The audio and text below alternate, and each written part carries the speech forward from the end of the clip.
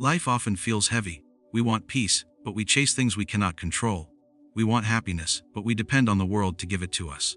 Stoicism teaches a different way, a quiet way, a strong way.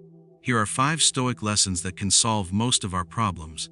Most of our pain comes from trying to control things that were never ours to command. We worry about how people see us, what they think of our choices, and whether they approve of our path. We replay conversations in our minds, wishing we had spoken differently. We imagine future outcomes and fear what might go wrong. All of this effort is wasted energy, because none of it is fully under our control. There are only a few things that truly belong to us: our thoughts, our decisions, our actions. These are the only areas where our power is complete. Everything else exists outside our reach. The weather will change when it wants. People will behave according to their own nature. Events will unfold in ways we did not plan. When we accept this truth, we stop fighting invisible battles. Trying to control what we cannot leads to frustration and anger. You can work hard and still fail.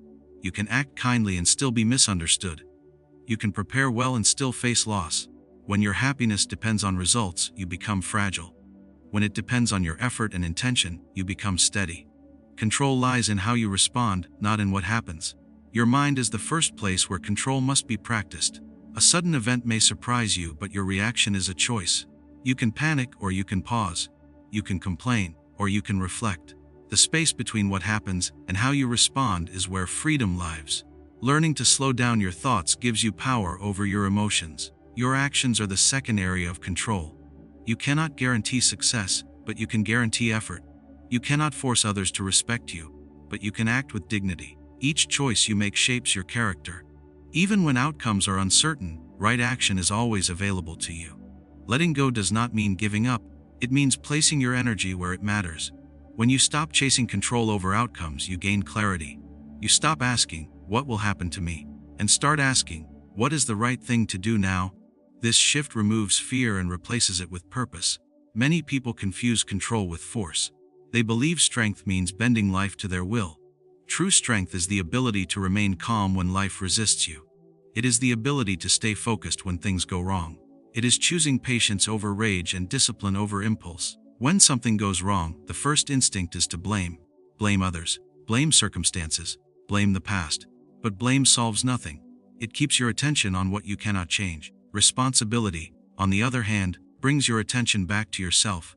It asks what you can learn, how you can adjust, and what action is still possible. Each day offers countless moments to practice control. Waking up tired, hearing criticism, facing delay, losing comfort. These moments test where your attention goes. If your peace depends on smooth conditions, it will always be temporary. If it depends on self-command, it will be stable. When you focus on what is in your power, anxiety weakens. Fear loses its grip. You no longer feel pushed around by life. You move through it with intention.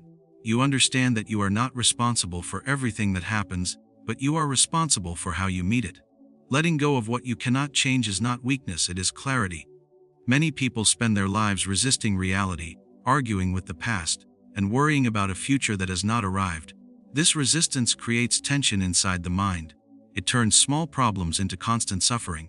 When you accept that some things are beyond your control, the mind becomes quieter and stronger. The past is one of the greatest sources of pain because people believe they can still reshape it. They replay mistakes, lost chances, and painful moments, hoping for a different outcome. But the past is fixed. No amount of regret can change it. Holding on to it only steals energy from the present. Letting go does not mean approving of what happened. It means refusing to be trapped by it.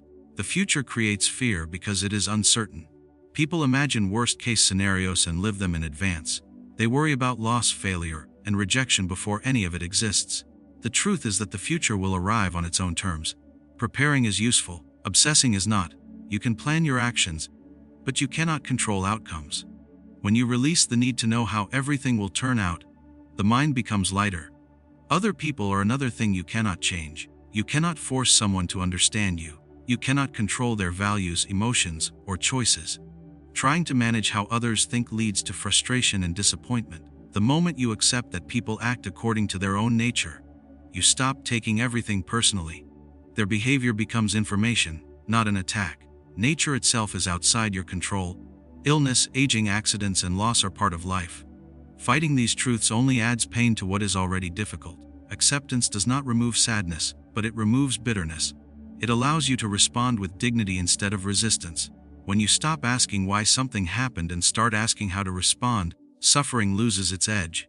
Letting go is a mental practice. It begins with noticing where your energy goes. If your thoughts circle around things you cannot influence, you are draining yourself. The mind becomes tired not from effort, but from useless effort. Releasing control is an act of discipline. It requires awareness and repeated choice. This does not mean becoming passive. It means being precise. You place effort only where it can produce results. You stop demanding that life obey your expectations. When expectations are low and values are strong, disappointment has little power. Many people fear letting go because they believe it means losing direction. In reality, it gives direction. When you are no longer distracted by what you cannot change, you see clearly what you can. Your actions become deliberate instead of reactive. You move forward instead of standing still in frustration. Peace comes from agreement with reality, not from victory over it. When you align yourself with what is, you stop fighting invisible enemies. You accept the limits of your power without surrendering your integrity. You remain steady even when circumstances shift. Letting go is not a single decision, but a daily one. Each moment presents a choice between resistance and acceptance. The more often you choose acceptance, the less power external events have over your inner state. The mind becomes calm not because life is easy, but because it is no longer arguing with what cannot be changed. Suffering often does not come from events themselves, but from the way the mind reacts to them. Two people can face the same situation and experience it completely differently. One feels crushed, the other remains calm. The difference is not the event, but the interpretation. The mind adds meaning, judgment, and emotion, turning a simple fact into a heavy burden. A thought appears quickly and quietly. Most people accept it without question. They believe every thought they have is true. When something goes wrong, the mind says this is terrible, this should not happen, this is unfair. These thoughts feel natural, but they are choices. When accepted, they create anger, fear, and sadness. When examined, they lose their power. Learning to question your thoughts is a form of strength. When a negative thought arises, you can pause and ask if it is useful, if it is accurate, if it is within your control. Often the answer is no. The event already happened. Adding harsh judgment only deepens the wound. By changing the thought, you change the emotional response. Many people suffer because they label things as good or bad too quickly. Success creates pride, failure creates shame, praise creates attachment, criticism creates pain, but these labels are unstable. What seems bad today may help you tomorrow. What seems good may weaken you later. When you stop judging events immediately, the mind stays balanced. Your thoughts also shape how long pain lasts. Physical pain may pass quickly, but mental pain can last for years if it is fed by memory and imagination. The mind keeps reopening old wounds through replay. By choosing not to dwell, you allow healing to begin. Attention is fuel. What you feed grows stronger. Self-talk is another source of suffering. The way you speak to yourself matters. Harsh inner language creates pressure and fear. Calm, honest language creates stability. When you fail, you can say you are worthless, or you can say you are learning. Both statements describe the same event, but one destroys you while the other builds you. This does not mean lying to yourself or pretending everything is fine. It means seeing clearly without exaggeration. A setback is a setback, not a disaster. A mistake is a mistake, not a final judgment of your worth. Clear thinking removes unnecessary suffering while keeping responsibility intact. External events will continue to happen. Loss, delay, criticism, and change are unavoidable. You cannot remove these from life, but you can remove the story you tell yourself about them. When the story changes, the emotional weight changes. Calmness becomes possible even in difficulty. The mind becomes trained through repetition. Each time you choose a rational thought over an emotional reaction, you strengthen discipline. Over time, calm responses become natural. The goal is not to eliminate emotion, but to prevent emotion from controlling your actions. When your thoughts are steady, your actions follow. You respond instead of react. You act based on values instead of impulse. This inner control creates freedom. You stop being a prisoner of every thought that passes through your mind. Understanding that your thoughts shape your suffering gives you responsibility and power at the same time. Responsibility because you must guard your mind. Power because nothing external can force suffering upon you without your permission. When you master your thoughts, problems remain, but their ability to harm you weakens. Life moves between gain and loss, praise and blame, comfort and struggle. Most people feel calm only when things go well and fall apart when they do not. This creates a fragile state of mind that depends on external conditions. When success brings excitement and failure brings despair, the inner world rises and falls without stability. Staying calm in success is difficult because success feeds the ego. Praise feels good. Recognition feels rewarding. The mind begins to believe it deserves more. Pride grows quietly. With pride comes fear of loss. The higher the attachment to success, the stronger the anxiety about maintaining it. What was once joy becomes pressure. Calmness in success requires remembering how temporary it is. Good fortune changes. Attention shifts. What is praised today may be forgotten tomorrow. When you understand this, success becomes something to use, not something to cling to. Gratitude replaces arrogance. Effort replaces entitlement. Failure tests calmness in a different way. When things go wrong, the mind looks for meaning. It often finds harsh conclusions. It says you are not good enough, that your efforts were wasted, that the future is ruined. These thoughts are heavier than the failure itself. Losing composure adds pain to an already difficult moment. Remaining calm during failure does not mean ignoring the loss. It means seeing it clearly without emotional excess. Failure is information. It shows what needs improvement, what assumptions were wrong, what path may not be right. When the mind is calm, it can learn. When it is overwhelmed, it only reacts.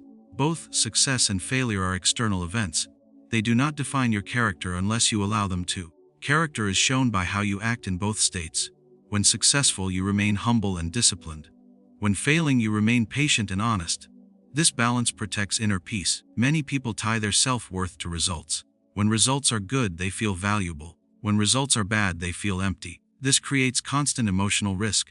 Self-worth based on effort, intention, and values remains steady. You may succeed or fail, but your sense of self stays intact. Calmness is not emotional coldness. It is emotional control. You still feel joy and disappointment, but they do not rule you. You acknowledge them without letting them pull you off balance. This allows consistent behavior regardless of circumstances. Training calmness requires practice. Small daily events offer opportunities. Delays, mistakes, compliments, criticism. Each one tests your attachment. When you respond calmly to small things, larger challenges become manageable. The mind learns that it does not need extreme reactions to survive. Success can distract from growth if it leads to comfort. Failure can push growth if it leads to reflection. Both can be useful or harmful depending on your response. Calmness allows you to take what is useful and discard what is not. When you stop chasing emotional highs and fearing emotional lows, life becomes steady. You act with reason instead of impulse. You become reliable to yourself. The world may remain unpredictable, but your inner state does not swing wildly with every change. A calm mind in both victory and defeat moves with quiet confidence. It does not need constant reassurance. It does not collapse under pressure. It remains focused on effort and values rather than outcomes. This balance creates resilience that external conditions cannot easily disturb. Many people believe happiness comes from having more. More money, more attention, more comfort, more approval. This belief keeps the mind in a constant state of wanting. When one desire is fulfilled, another quickly takes its place. Satisfaction becomes temporary and restlessness becomes permanent. The more you want, the more dependent you become on things outside yourself. Wanting less is not about living poorly or rejecting progress. It is about choosing freedom over excess. Every unnecessary desire is a chain. It ties your peace to something you may never get or may easily lose. When your happiness depends on many conditions, it becomes fragile. When it depends on very few, it becomes stable. Desire creates anxiety before it is fulfilled and fear after it is fulfilled. Before, you worry about whether you will get what you want. After, you worry about losing it. This cycle never ends as long as desire keeps expanding. By reducing wants, you reduce both fear and disappointment. The mind often confuses needs with wants. You need food, shelter, and basic security. Beyond that, most things are optional. Comfort becomes expectation. Luxury becomes necessity. When expectations rise, gratitude falls. What once felt like enough begins to feel like deprivation. This creates suffering where none is required. Living with fewer desires trains resilience. When you are not attached to constant comfort, discomfort loses its power. You can adapt more easily. You are less shaken by change. You stop seeing inconvenience as injustice. This mental toughness brings calm in uncertain conditions. Social comparison fuels desire. Seeing what others have creates dissatisfaction with what you already possess. The mind starts measuring worth through objects and status. This comparison never favors you, because there will always be someone with more. Letting go of comparison is part of wanting less. You define enough for yourself, not based on others. Wanting less also sharpens focus. When you are not chasing many things, your attention becomes clear. You invest energy in what matters instead of spreading it thin. Purpose replaces distraction. Simplicity replaces confusion. A simpler life is easier to manage and easier to enjoy. There is also dignity in self-sufficiency. When you need very little, you are harder to manipulate. You are less likely to compromise your values for comfort or approval. Freedom grows when your needs are few and your principles are strong. This does not mean refusing pleasure or comfort entirely. It means not depending on them for peace. You can enjoy what comes without clinging to it. You can lose it without collapsing. Enjoyment becomes light, not desperate. Discipline plays a role in wanting less. The mind often wants what is easy, not what is necessary. Training yourself to delay gratification strengthens control. Small acts of restraint build confidence. You learn that you can say no to yourself and survive. This builds trust in your own strength. When desires are reduced, gratitude increases naturally. You notice what you already have. You appreciate simple things. Contentment becomes possible because you are not constantly reaching for something else.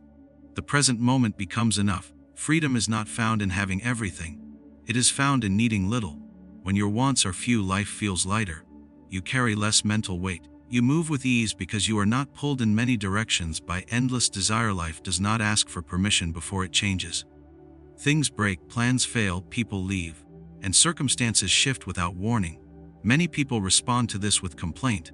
They resist what has already happened and argue with reality in their minds.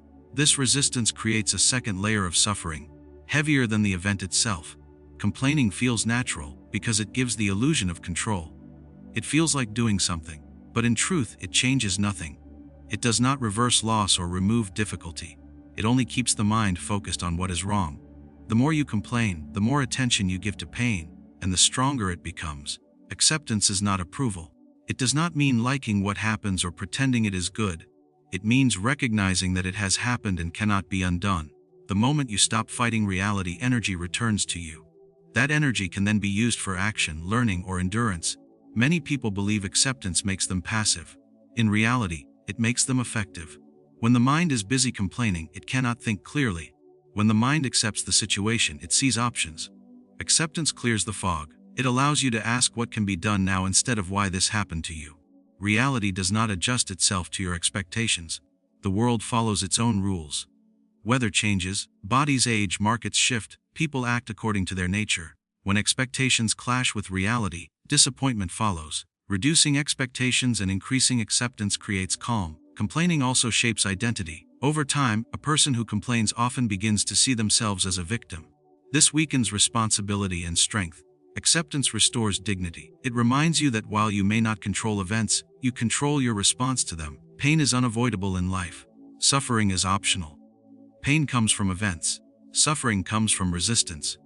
When you say this should not be happening, you add mental tension to physical or emotional pain. When you say this is happening, you remove that tension. Acceptance must be practiced daily. Small inconveniences offer training. Traffic delays, noise, mistakes. Each one is a chance to choose acceptance over irritation. These moments shape the mind. A person who practices acceptance in small things is prepared for large ones. Silence is often stronger than complaint. When you stop reacting loudly to every discomfort, you preserve inner calm. You become harder to disturb. Others may still complain around you, but your peace does not depend on their behavior. Accepting reality does not mean abandoning effort. You still act, plan, and improve. The difference is that action comes from clarity, not anger. You work with reality instead of against it. This reduces wasted effort and emotional exhaustion. Life becomes simpler when you stop arguing with it.